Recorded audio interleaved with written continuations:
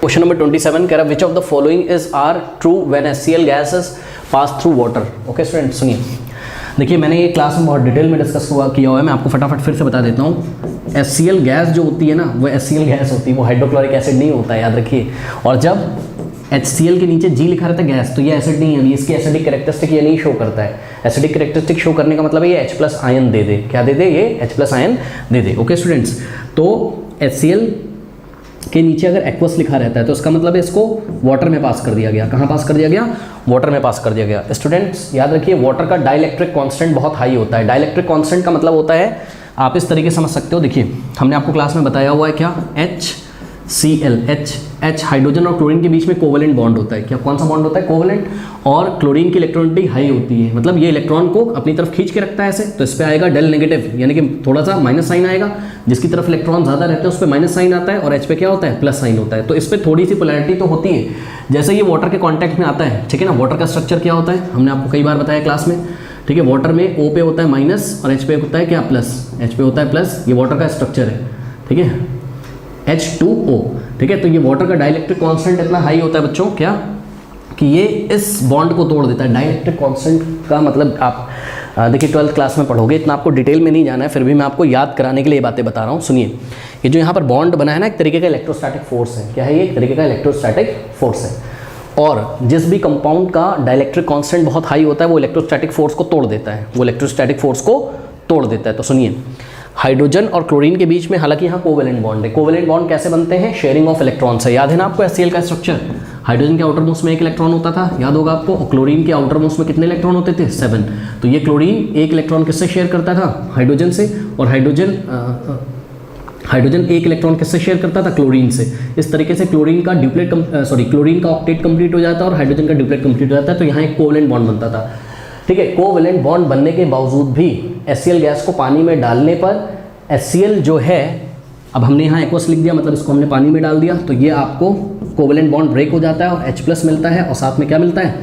Cl-। यहाँ हम एक्वस लिख देंगे क्योंकि ये H+ आयन कहाँ मौजूद होंगे? जो पानी है उसी में इधर उधर घूम रहे होंगे, है ना। और Cl- क्लोराइड आयन भी एक्वस लिख देंगे इसके नीचे, मतलब ये पानी में इधर उधर घूम रहे होंगे। यानी कि सुनिए मेरी बात, HCl गैस एसिडिक कैरेक्टरिस्टिक का नहीं होता है। HCl को जब हम पानी में डालते हैं तो हमको H+ आयन मिलता है, तब वो एसिडिक कैरेक्टरिस्टिक का होता है, तो याद रखिएगा, ठीक। तो सुनिए मेरी बात, यानी कि अगर हम अच्छा एक सेकेंड थोड़ा सा और रुक जाइए। आपको पता है हमने आपको बताया है AB रोड। क्या?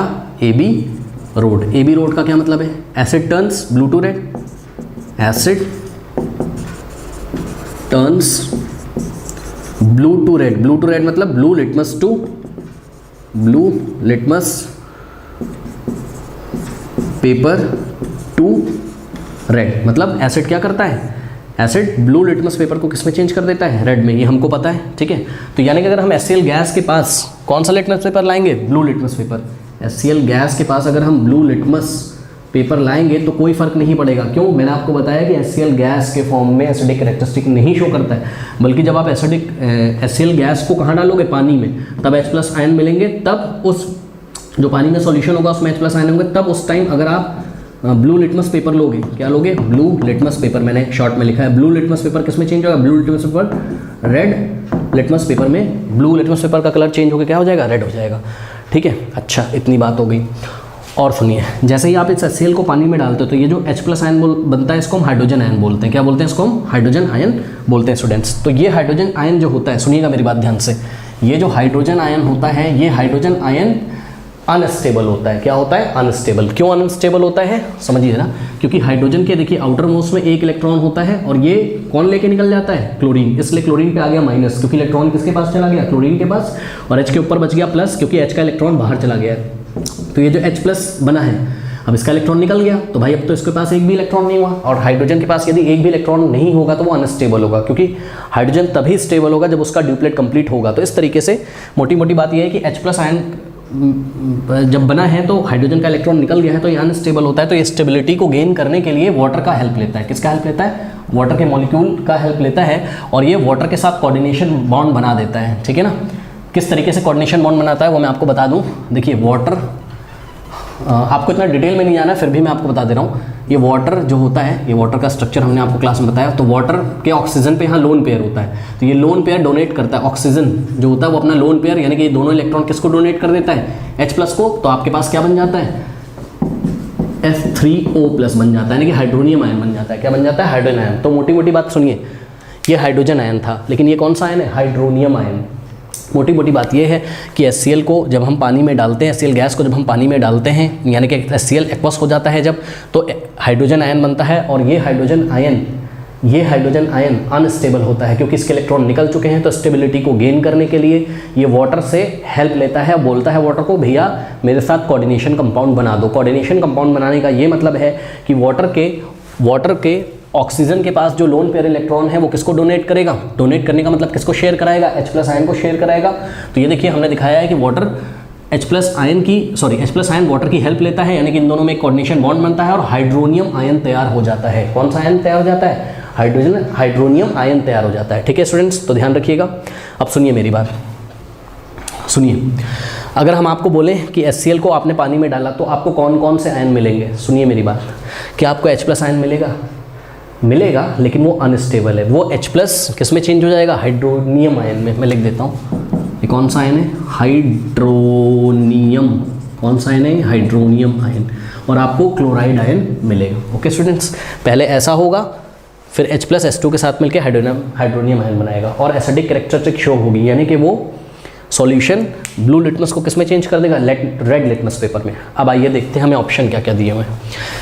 कह रहा है कि which of the following is true when HCl gas is pass through water. पहला ऑप्शन, पहला statement, it does not ionize the solution as it is a covalent compound. सुनिए, कह रहा है कि जब HCl को पानी में डालेंगे तो HCl हाइड्रोजन क्लोराइड के बीच में कोवेलेंट कंपाउंड होता है, यानी कि कोवेलेंट कंपाउंड का मतलब है कोवेलेंट बॉन्ड होता है। Covalent bond sharing of electron से बनते हैं। ठीक है स्टूडेंट्स, तो क्या ये आयनाइज नहीं होगा? वैसे तो हमने पढ़ा है कि कोवेलेंट कंपाउंड आयनाइज नहीं होते हैं, लेकिन मैंने अभी आपको बताया ये स्पेशल यहाँ पर एक स्पेशल कोवेलेंट कंपाउंड है जो पानी के प्रेजेंट में, वाटर के प्रेजेंट में आयनाइज हो जाता है। ठीक है, और ये HCl ब्रेक हो जाता है। क्यों आयनाइज हो जाता है मैंने आपको बताया, क्योंकि पानी का डाइलेक्ट्रिक कांस्टेंट बहुत हाई होता है, तो वो इसके इलेक्ट्रोस्टैटिक फोर्स को तोड़ देता है। ठीक है, तो ये बॉन्ड टूट जाएगा और H+ मिलेगा और Cl- मिलेगा। ठीक है, तो इन्होंने तो बोला है क्या कि आयनाइज नहीं होता है।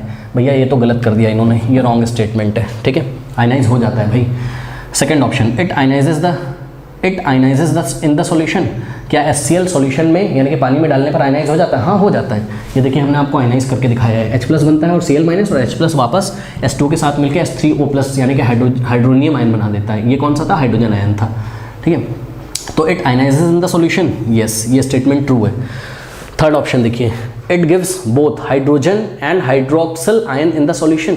सुनिए मेरी बात, it gives both hydrogen and hydroxyl ion in the solution. सुनिए, हाइड्रोजन आयन और हाइड्रोक्सिल आयन, इसका क्या मतलब है? हाइड्रोजन आयन तो H+ होता है, ठीक है, और हाइड्रोक्सिल आयन क्या होता है? OH- होता है। सुनो भाई, सुनो मेरी बात, HCl जब आयनाइज हुआ भैया उसने H+ तो दिया, हाइड्रोजन आयन तो दिया, तो यहाँ तक तो ठीक था।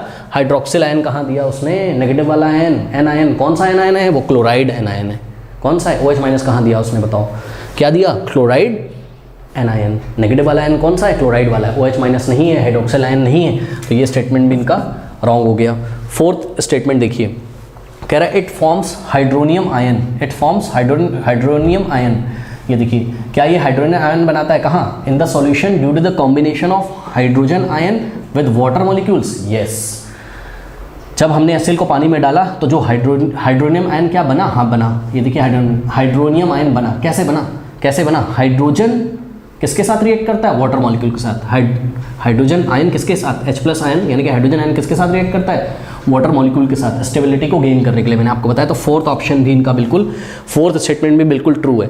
तो स्टेटमेंट नंबर 2 ट्रू है और स्टेटमेंट नंबर 4 ट्रू है। अब जाके सर्च करिए, यहाँ 4 ऑप्शन दिए हैं तो हम C पे टिक लगा देंगे, क्योंकि C पे ऑप्शन नंबर 2 और ऑप्शन नंबर 4 दिया हुआ है। तो इसको आप कर लीजिए।